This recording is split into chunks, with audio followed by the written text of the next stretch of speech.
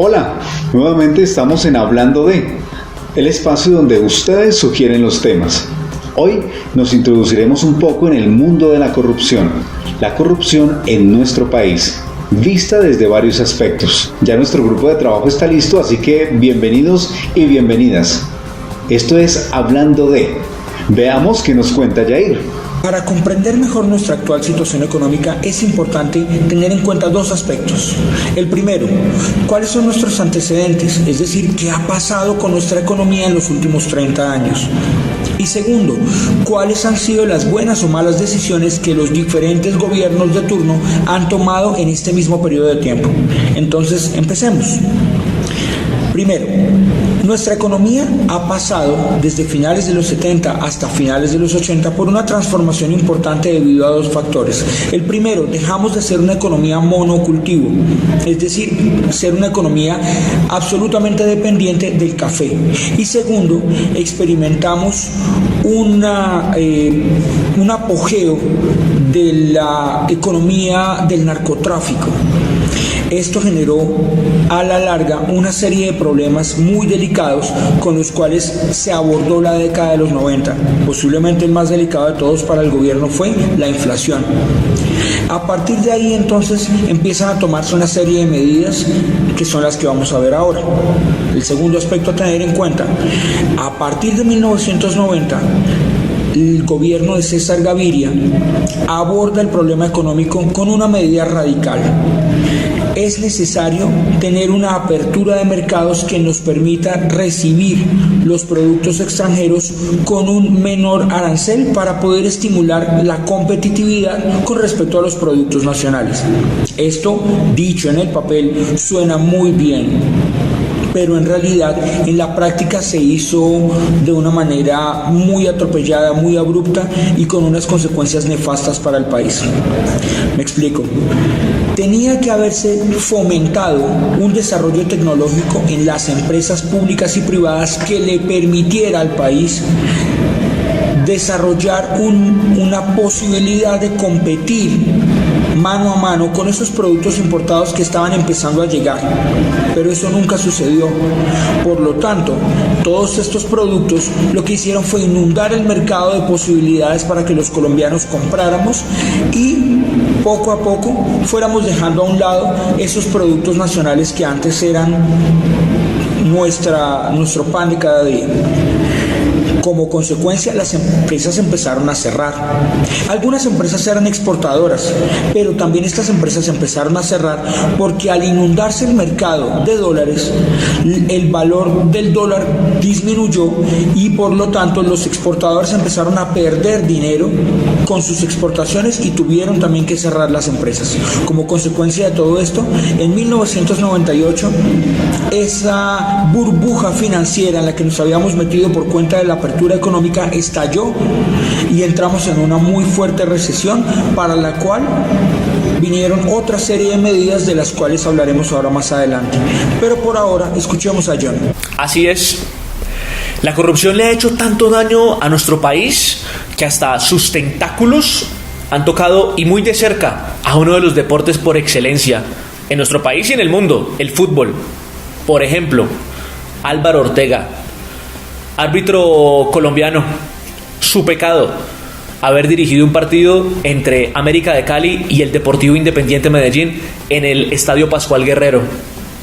Cuando el partido iba 3-2 a favor del equipo local y faltaba muy poco para que termine este encuentro, Carlos Castro marca una anotación de chilena, una acción de alto riesgo, que es de esta manera determinada por el colegiado. Decide anular la acción y el partido finaliza 3-2 a favor del equipo rojo. Equipo que, recordemos, en ese entonces era propiedad de los Rodríguez Orejuela, capos y líderes del cartel de Cali, y Nacional y Medellín, equipos que pertenecían, por así decirlo, o eran respaldados por Pablo Emilio Escobar Gaviria. 19 días después, Ortega es designado por la DIMAYOR para impartir justicia en este mismo partido, pero ahora en la ciudad de Medellín, Estadio Atanasio Girardot. Familiares, amigos, trataron de persuadir al colegiado para que no siguiera adelante con su decisión, Y esto pese a tener claro que él ya era objetivo militar del cartel de Medellín. Pasaron un par de horas y en su habitación recibe una llamada. Esa llamada era de un integrante de ese grupo de narcotraficantes, en donde le estaban advirtiendo que si seguía adelante con su decisión iba a perder la vida. El juego se desarrolló con normalidad y finalizó 0-0. Los colegiados fueron llevados al hotel por el esquema de seguridad y, como era habitual en ellos, fueron a cenar a un restaurante muy cercano. A la salida de este sitio son embestidos por una camioneta. Uno de los sicarios que estaba en el vehículo desenfunda su arma y, con 10 impactos en la humanidad de Álvaro Ortega, un 15 de noviembre de 1989, acabó con la tranquilidad, con la paz y con los sueños de una persona. Ese año el fútbol colombiano apagó sus luces. No se desarrolló ninguna actividad futbolística. A pesar que todo señalaba a una sola persona, Pablo Escobar, y a una misma organización, el cartel de Medellín, el sumario nunca avanzó. Y en el año 2009, después de cumplirse 20 años de este atroz hecho, la Fiscalía decide archivar la investigación. Ese mismo año, y también en la ciudad de Medellín, el árbitro internacional argentino Carlos Espósito es amenazado de muerte. Y para generar más suspicacia, en un encuentro de Atlético Nacional, ese día ganó 6-0. Y al final de la competición fue el campeón de América. 1989, un año sangriento para nuestro país, que por más duro que sea, no podemos olvidar. Ese mismo año volaron el avión de Avianca. Ese mismo año volaron las instalaciones del diario El Espectador. Y ese mismo año murió Luis Carlos Galán. En nosotros está la construcción de un mejor país. Perdonemos, pero no olvidemos. Y ojo, no nos dejemos engañar por los mismos. Continuemos en Hablando de Ahora con Johnny Arredondo. La corrupción indiscutiblemente ha permeado en gran manera el Congreso de la República, una de las instituciones más desprestigiadas en los últimos 50 años, si no más. Esta institución ha perdido su credibilidad por la ineficiencia de sus integrantes, que a lo largo de la historia pues se han involucrado en constantes escándalos donde desvían recursos, acomodan leyes para sus beneficios, y muy a pesar de las fallidas reformas que se ha tratado de hacer durante la historia, como la constituyente y otro tipo de reformas, para tratar de limpiar de pronto el funcionamiento y mejorar el Congreso de la República.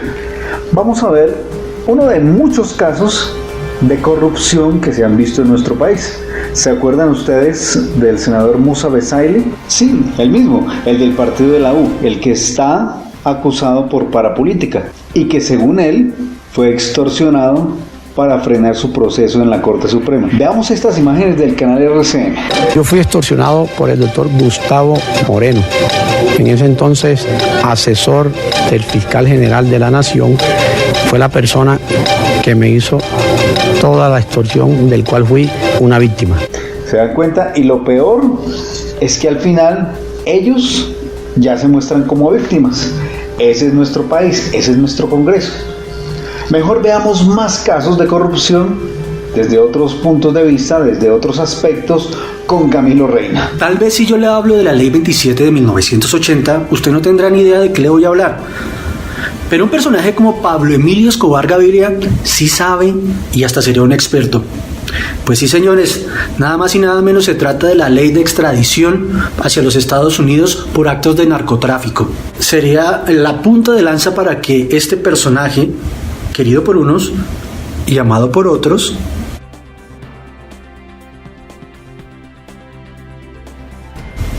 para incursionar en la política colombiana. ¿Y qué quería con ello?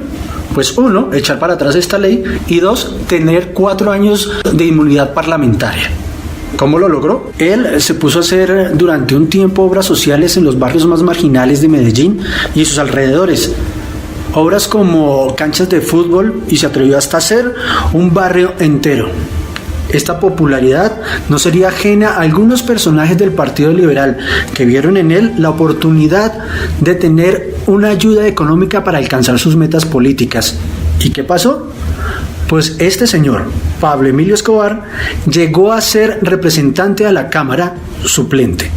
Pues el paso de Escobar por la política colombiana sería efímero, gracias también a la intervención en 1983 del entonces ministro de Justicia Rodrigo Lara Bonilla, que se encargaría de dar a conocer con nombres propios los nexos del deporte, de la economía y de la política con los dineros calientes del narcotráfico. Y también del Espectador, que en una publicación mostró lo que realmente era Pablo Emilio Escobar Gaviria, un narcotraficante.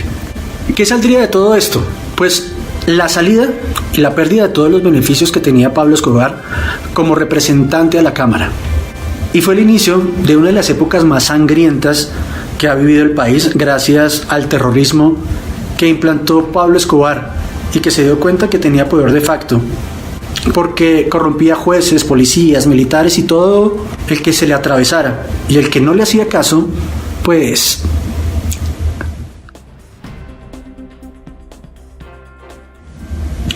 la corrupción, la política y el narcotráfico ha sido un cóctel peligroso que ha estado hundiendo a este país.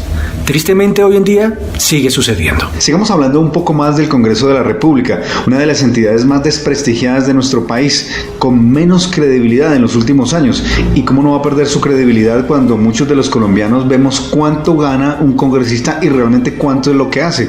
Un congresista se puede ganar más o menos unos 29 millones de pesos, eso sin contar los viáticos y otro tipo de aranceles y de arandelas que ellos puedan de alguna manera recibir, mientras que un colombiano que madruga, que trabaja fuerte de sol a sol para sostener su hogar, solamente recibe un salario mínimo de 850,000 pesos, hablando del colombiano promedio, que realmente somos muchísimos los que tenemos ese ingreso, ¿no? Aunque yo sé que hay muchas personas que dejan pasar esto desapercibido. Espero que usted no sea ese grupo de personas, mientras que otros tratan de buscar una mayor equidad, pero solo de nosotros depende buscar una verdadera reforma y de pronto lograr reducir un poco el Congreso de la República. Dicen que entre menos congresistas de pronto podríamos reducir un poco los índices de corrupción, o por lo menos no estaríamos desangrando a todos los colombianos tratando de mantener un poco de doctores que realmente no es que hagan mucho por nosotros, ¿cierto?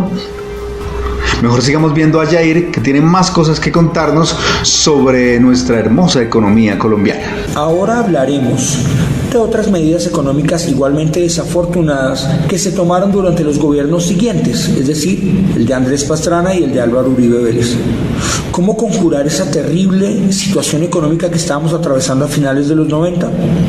Bueno, las ideas de nuestros brillantes economistas, entre otras, fueron: primero, abaratar la mano de obra nacional. ¿Cómo lo hicieron? Disminuyendo o eliminando los recargos nocturnos y el valor de las horas extras. Segundo, privatizando los fondos de pensiones y cesantías y privatizando las entidades prestadoras de servicios de salud. Creo que no necesito decir cómo terminó esta historia. Hoy en día estamos viviendo la pesadilla de entidades como Medimás y otras, como es el caso de la corrupción que se presentó en Saludcop. Hablemos también de las medidas tributarias. Se decidió implementar el impuesto al valor agregado IVA, que empezó siendo de un 12% y hoy en día va en un 19%, con una ampliación de la base gravable, es decir, se han ido ampliando paulatinamente los productos sobre los cuales se aplica este gravamen. Otra medida interesante, el famoso 4 por mil, que empezó siendo únicamente el 2 por mil y siendo una medida de emergencia para tratar de recaudar fondos para las víctimas del terremoto del eje cafetero. Hoy en día no es 2 ni 3, sino 4 por mil, y se ha mantenido a lo largo de todos estos años sin que haya por parte del gobierno ni la más mínima intención de quitarlo dentro de los recargos tributarios que pagamos los colombianos. Sobre tasa a la gasolina, venta de entidades oficiales, como fue el caso de Telecom en su debido momento y como es el caso hoy en día de Isagen. y la posible venta de la ETB aquí en la capital. Como se pueden dar cuenta, esta serie de medidas no han sido las medidas que debió haber tomado un gobierno preocupado por el bienestar de los colombianos, sino han sido medidas que en algunos casos han sido tumbos de ciego y en otros casos han sido verdaderos monumentos a la corrupción.